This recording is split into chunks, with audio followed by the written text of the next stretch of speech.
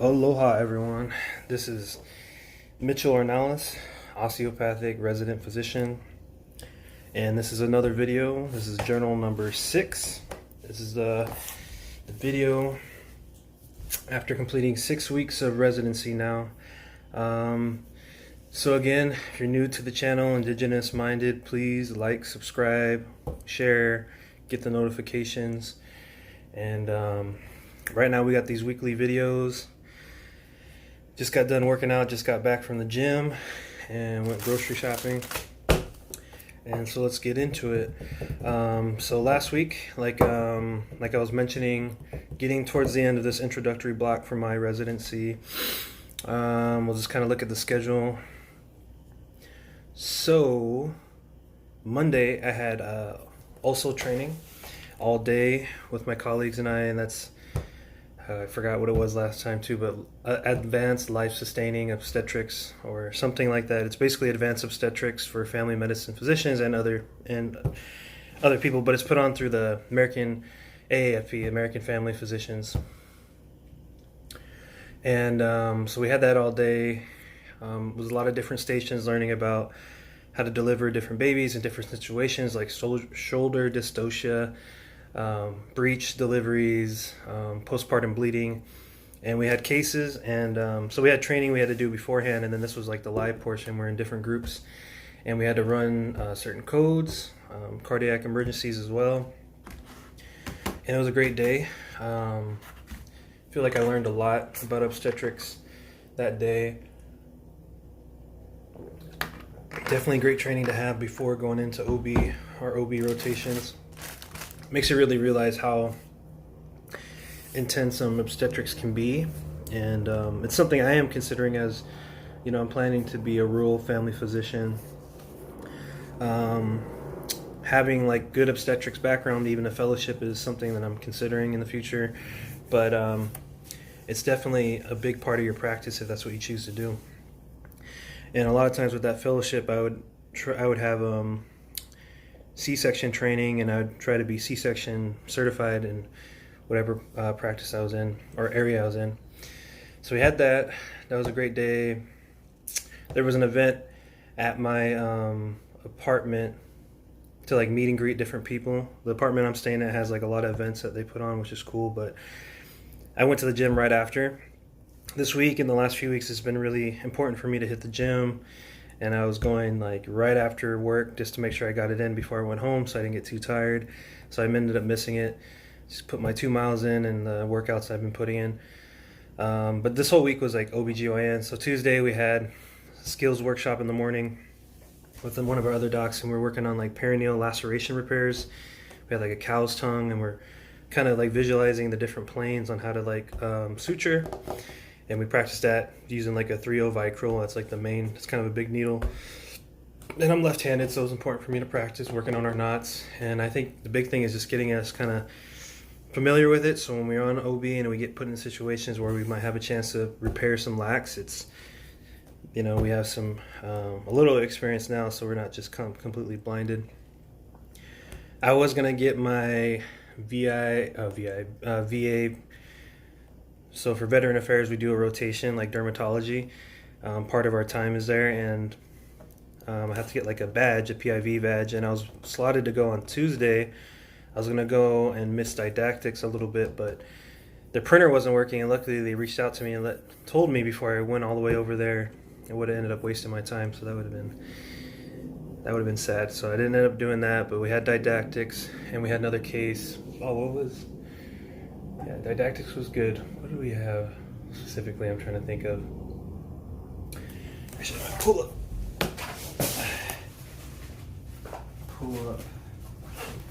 some of these notes to make sure I'm not missing something. Get into that. Yeah, big OB week that we had. Oh, we talked about allergies. Oh yeah. We had an allergy, kind of like a Jeopardy from one of our R3s that's on the rural track. Talked about allergies in general and different types of allergies. Yeah, we had a postpartum hemorrhage case as well from one of our residents. That really cemented, like what we're learning, like the 4 T's, the types of like postpartum hemorrhage you usually see, like tissue, atony is like the number one, tissue, trauma, and like what do you do in those situations? What are the meds that you're reaching for, and those kinds of things. We went over, like a meta-analysis of like general anxiety disorder and like the treatment modalities, and kind of the go-tos and what some considerations we might want to think about that is now being supported in the research. We had a teaching about PrEP and like HIV and AIDS and like when to get PrEP, basically get PrEP treatment, and then the different situations and questions to ask. That was great. Also, we had a physician from the community, a transfusionist, talk to us about blood and giving different type of, what kind of reactions and thresholds and what are we looking at. That was good overview. What are the components and why you would give someone a certain thing, and kind of just questions to ask a transfusionist, which was great. Oh, okay. Oh, actually, we actually had the OB-LAC repair. That was Wednesday. So Tuesday was we had IUD training. That was the big one.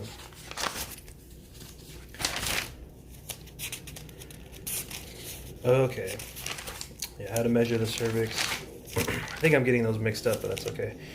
We had IUD training on like that's different types of IUDs out there and the placement, hormones versus no hormones, and like my clinic and like what they offer. So like my clinic has the Paragard, which is like the copper, and then all the issues that could go with it, or the benefits, and then also we have the Liletta. It was another one. Liletta was a little bit tougher to kind of figure out compared to like the Mirena, which is a little bit easier, I think, to figure out. How to do it, doing pelvic exams like with models, and understanding like our conversation and try to be less awkward and be more comfortable for the patient. Those were kind of the big things. Laceration, IUD. Had Thursday I got a chance to go into the FMIS, the Family Medicine Service, and did some shadowing for a couple hours in the morning with one of the residents, the R2, and kind of the breakdown and the run through of what you want to do in the morning within the first few hours pre-rounding before you round. And it was she's good, my R2, and she's fast, and she just like knows what's important, what's not important. And I think it's going to take me a while to really understand that, and like what am I trying to get from this. And if you're balancing 5 to 7 patients, it could be a lot. And just not getting lost, too, in the hospital. So it was good following around, met some great patients. Interesting situations. Some notes that I left myself. Okay. I have a lot of to-do lists. I've been using more of like a planner now. I have the Google Keep. That's good for like my passwords and things to refer to, but I think I like writing day to day, like my daily stuff in my planner, and then just scheduling stuff ahead of time so when I come across it again, I can kind of put off in my mind it's in that planner. Just got to make sure I don't lose it, of course, or have a way to check. So I did shadowing in the morning, and then I went to clinic, and my clinic I had some more training in the morning. Kind of followed pharmacy a little bit closely again, trying to ask questions. Basically, the questions that I had was like what I've been kind of making mistakes in the clinic already, and it was good for me to kind of go over those things. And I think it paid off because when I had clinic in the afternoon on Thursday, I think I did a lot better with sending out the meds for patients. Asked them more questions. We met with traditional. So like in the clinic I am. We primarily serve a lot of indigenous groups and Native people, so I got to work with traditional Indian medicine and the director of that, and talk about some of the things that I'm trying to do in my mission to connect indigenous people. So that was great to work on that. I actually got to see my sister because she was there for a meeting. That was really cool. Introduced her to my co-intern. A lot of people, just kind of getting to know people, and a lot of the options out there. What we can do, like I want to have more time to go check out a lot of these other facilities that we have connected with our clinic, and just being a mentor to the community of like everyone, and some of the people I'm trying to mentor in my family. A lot of ideas, a lot of things I want to try to get into, but we'll see. And I was there on Thursday, had some good patients. Yeah, I saw all my patients. I actually had an add-on. It was a pretty solid day. And then we had a drumming circle later that day, and it was really good to check out and meet some more people in the community. There was some food, which was cool, and you got to hear some drumming. I think that was the main thing from Thursday.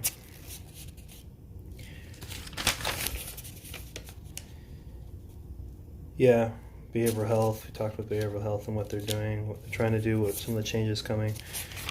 Friday had clinic as well, but just in the morning for a few hours, and then we had a group. I think I mentioned last week where we went and visited some of our other residents that have the mission of working with Native Indigenous people as well, and they came this time to us to visit, which was great. And we had one of our preceptors, a couple of our preceptors with us, and we're kind of doing a tour of this area of Seattle and kind of the history of like Pioneer Square and like where my clinic was located, and kind of the mission, how it came about, what was the changes that were happening in like the 1800s specifically when the Europeans started coming, and what the setting was really like. And the preceptor that has a lot of experience, he was able to kind of paint a picture for us, or I felt like I was in the 1800s, and I understood like the way Seattle was kind of running and what the changes that were happening. And for me, it was great because I was starting to make connections of like, it sounded so similar to some of the stories I heard like in Hawaii, which is a little bit later in the 1800s, but it was around the same time and the same things that were happening. Yeah, we did a tour. We went to an art museum at King County Station, and it was pretty invoking, pretty powerful for me to see. Had a lot of art from like some of the places where I'm from, Confederate Tribes, Umatilla Indian Reservation, also Hawaiian art, which was great. I was able to share with my significant other, and just meeting with the other residents was great, and learning, getting connected with them again. One of them is a med student colleague of mine, so it was great to see her. So we did that, and that was a great day though, just kind of learning the history of Seattle. And like, it's not really Chief Seattle, it's Chief, I think, Siat, and I might be pronouncing that wrong, but like, and it's Duwamish, not Duwamish. Certain pronunciations we're trying to be more correct to the indigenous and native people, especially the land that we live on, that we're here. And then like the idea of like totem poles and what they really are, and how it's kind of been culturally appropriated from like really these groups from Alaska, the Tlingit, because my co-intern had a lot of information, knew a lot about that, and that was interesting to see how they kind of adapted it here. They had something similar here, but it's not the ones that we like think of traditionally, so it was good to get that information. And also this weekend I did some volunteering at the Seafarers Powwow this weekend on Saturday, and I was at the tent, the first aid tent, and helped some people with a lot of various like injuries you would see probably like at a powwow. Some people had some pain, had to do some ACE bandages, some cuts and rashes and sunburn, and it was good to meet people. I was able to kind of give out my card and try to be out there in the community and meeting people, what I want to do as a family physician. Some people from my tribe, my family's tribe, so that was great to see, connect with them, and people from all over. And just networking, meeting a lot of great groups. There's someone that I met that spent a lot of time in the Pacific Islands, Fiji, Papua New Guinea, Tonga, Samoa, and knew about like kava, knew about the culture, and really wanted to like hopefully spend some time with me sometime, and that was great. Hopefully I can make some time to pick their brain about things I want to do in the future too, with connecting our indigenous groups. Really the big thing that's happening too in Hawaii, speaking of the Pacific Islands, is everything that's happening on Mauna Kea. And the Mauna, and like, it's, this week is when they started the construction with the telescope that they're trying to put up there. And there's a lot of Native people, a lot of supporters and allies that are protesting right now. And, it's something that's not welcomed by the indigenous people there and around the world, because it's desecrating a sacred site, the redirecting water, and there's a lot of things that are happening that, for me, like what I can do here in Washington is mainly send my support and my energy and speaking about it on this kind of platform and just letting people know what's happening, because there's not a lot of people know that are here that I'm working with that understand kind of the issue or even aware of the issue. So for me, that's kind of my purpose, I guess, is to create awareness to it and then just kind of be as much of a support as I can. You know, physically, as I can't really move, but like spiritually and emotionally. And I feel like that's kind of my purpose with that. And just trying to keep us all connected, because there's representation. People are sending their love and their energy from all over these different nations, which is great. It is something that's very heavy and very emotional. It's very tough that we have to deal with, this desecration. And it's unfortunate, but it is happening, and it's important for all of us to know and be aware of it. Let's see, what else? Powwow. I mean, today, I just did some work in the morning trying to get ready for this week. Last couple days of this intro block, and then we jump into our rotation. Our blocks start on Wednesday, so I'll start my outpatient pediatrics rotation. And these videos will probably slightly change. I mean, it'll be journals, but it'll be more geared to what I'm going to be learning probably. So hopefully that'll be beneficial to whoever might be watching this, and for me, just as therapy, being able to use this as a journal still. So I'm getting kind of nervous.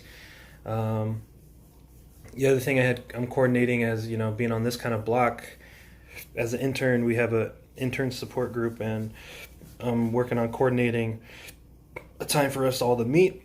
And unfortunately, all our schedules are so different, not everyone's going to meet. So I kind of have we have a window where we try to meet, and that's going to be soon. And yeah, those are kind of the big things. Try to have some fun this weekend. I got to see Ali Wong. There was an extra ticket from one of the other residencies, a family medicine resident offered, and I had some time to go, so I went, and that was a lot of fun. Yeah, I'm kind of, right now I'm just getting ready for the week. Got groceries. I did laundry the other day. Might watch a movie or something and just study a little bit and try to stay well balanced.